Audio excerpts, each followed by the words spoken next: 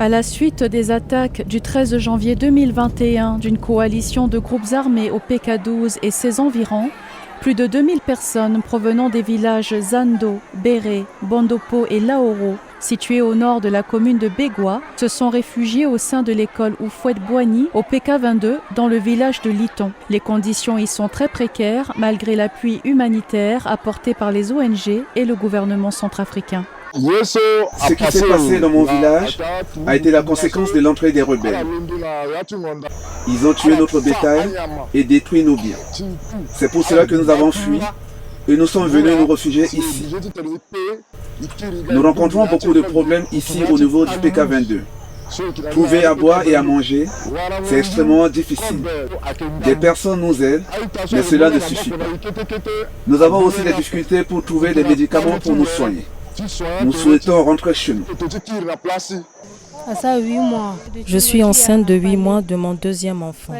Au départ, nous avons fui dans la brousse, puis nous sommes venus ici. Nous dormons dans le froid et nous ne dormons pas dans de bonnes conditions.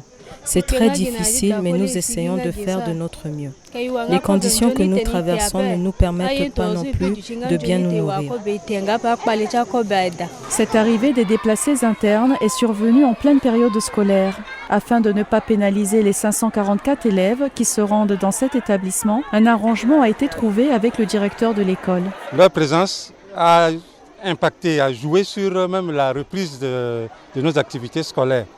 Mais après négociation avec ces déplacés, on s'est entendu pour que dans la matinée, ils nous libèrent les salles de classe et dans l'après-midi, ils peuvent reprendre les salles de classe. Les relations avec les directeurs, c'est bon.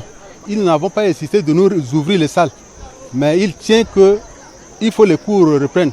Nous ne pensons pas rester très longtemps. Notre souci, c'est de retourner chez nous pour avoir nos travaux chapitres à faire. Avec l'assistance des ONG et du gouvernement, tous les déplacés internes sont recensés afin d'évaluer les besoins.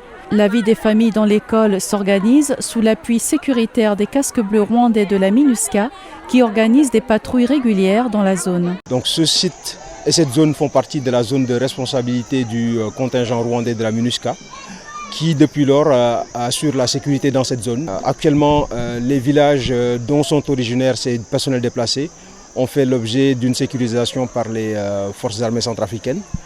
Les forces rwandaises de la MINUSCA ont également conduit des patrouilles dans ces zones et continueront, une fois que ces personnels seront retournés dans leur village, à effectuer des opérations de sécurisation dans le cadre de leur mission régulière. Les affrontements qui se sont déroulés durant le mois de janvier ont entraîné des déplacements massifs de la population. Selon le HCR, plus de 200 000 personnes ont quitté la République centrafricaine et plus de la moitié se sont réfugiées en République démocratique du Congo.